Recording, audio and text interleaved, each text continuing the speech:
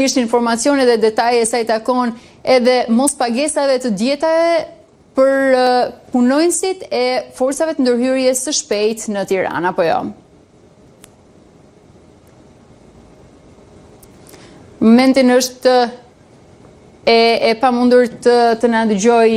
Igli, ndërsa sigurisht është një informacion që vjen për redaksinë A2 CNN. Igli Çelmeta ka më shumë detaje sa i takon asaj që efektivët e forcave të ndërhyrjes së shpejtë tashmë prej javës shtatore që prej datës 15 gusht nuk kanë marrë edhe pagesat e tyre sa i takon djetave. Sikur se e thash edhe më herët është Igli që na jep detaje. Igli, të përshëndes edhe një herë, çfarë di më shumë nga ky informacion që forcat e FNSH-s në Tiranë nuk marrin djetat?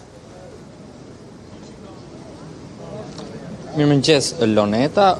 Prej datës 15 gusht, rreth 200 efektiv të forcave të ndërhyrjes së shpejtë e quajtur ndryshe FNSH në Tiranë nuk kanë marrë pagesat e djetave. Pagesat e fundit që kanë marrë punonësit e FNSH-s pra ka qenë data 15 gusht, prej 2 muaj e 1 jave, pra këto punonjës nuk kanë marrë djetat lidhur me pagesën. Por fondi për djetat kalohet nga Ministria e Brendshme dhe burime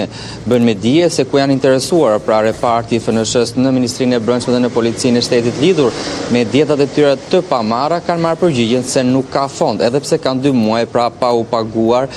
Por forcat e ndërhyrjes së shpejtëve FNSH rreth 200 efektiv bëjnë shërbime jashtë Tiranës pra kur ndodhin ngjarje të rënda kriminale apo shërbime të tjera dhe për këto shërbime ato marrin djeta ditore të cilat janë 55.000 lekë të vjetra për të qëndruar pra në shërbimet jashtë Tiranës, në akomodimin e hotelit, por edhe në ushqimin ditor. Por këto djeta nuk janë paguar dhe punonësit e FNSH-s janë detyruar që pagesat i bëjnë nga xhepi i tyre.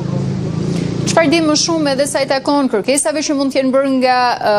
forcat e ndërhyrjes shpejt, nga vetë efektivët për t'i marrë këto djeta, por edhe për një argumentim ndoshta se sa mund të zgjas një situatë e kësaj natyre, nëse fondi është bllokuar vetëm për këto javë që kanë kaluar apo vijon të jetë e tillë situata edhe për në vijim?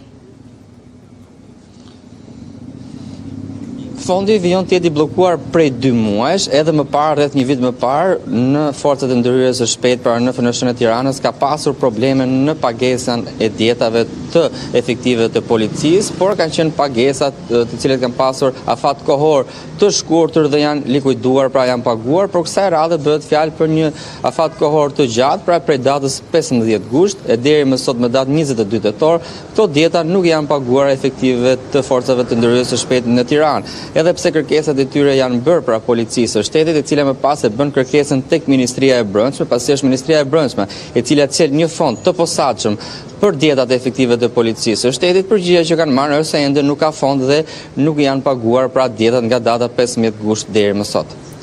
Në këtë raportim do doja të zhvendoseshim edhe në një tjetër çështje. Sot është betejë e radhës e ish presidenti Ilir Meta me drejtësinë, çfarë ndodh?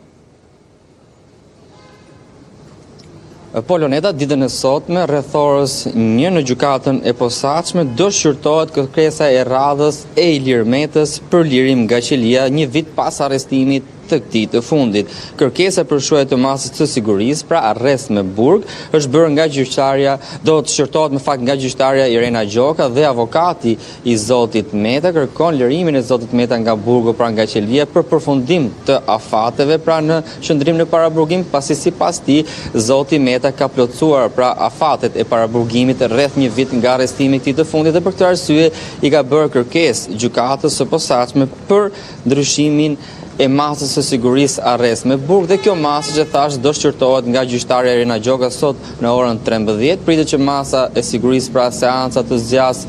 shumë pak dhe shumë shpejt të jepet vendimi nga gjyqtarja Irena Gjoka. Të pranishëm do të jetë avokati i zotit Meta, Kujtim Cakrani, i cili më pas pritet të ketë një deklaratë për mediat pas dhënies së vendimit nga gjyqtarja Irena Gjoka.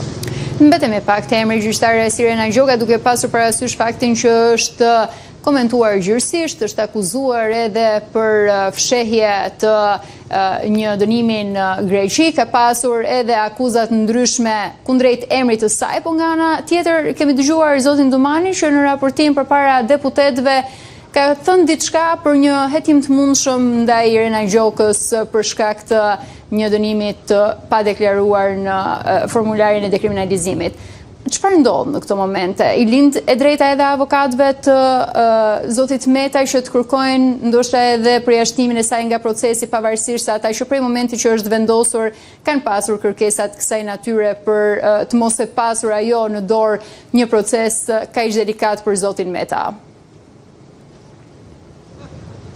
Gjyqtari Irena Gjoka është në detyrës së gjykatëse e gjykatës së posaçme dhe do vijojë detyrën e saj deri në një moment kur do të ketë një vendim përfundimtar lidhur me këtë çështje. Ka pasur akuza të shumta lidhur me gjyqtarin Irena Gjoka nga opozita, në fakt nga kreu i Partisë Demokratike zoti Sali Berisha, i cili 2 ditë më parë u paraqit në SPAK në zbatim të masës detyrim paraqitje dhe pas daljes nga SPAK ai mbajti një deklaratë për mediat ku hodhi akuza ndaj gjyqtares Irena Gjoka, duke deklaruar se kjo i fundit ka fshehur pra një dënim në shtetin grek dhe sipas zotit Berisha nuk duhet ishte gjyqtare e gjykatës së posaçme dhe se ka shkelur edhe ligjin e dekriminalizimit dhe për këtë arsye duhet të shkarkohet nga detyra. Lidhur me akuzat e opozitës dhe kreut të Partisë Demokratike zotit Sali Berisha, një javë më parë kur në Komisionin e Ligjeve kreu i SPAK Altin Dumani raportoi lidhur me punën për një vit të prokurisë së posaçme, ai u pyet edhe lidhur me gjyqtarin Irena Gjoka, ku kreu i SPAK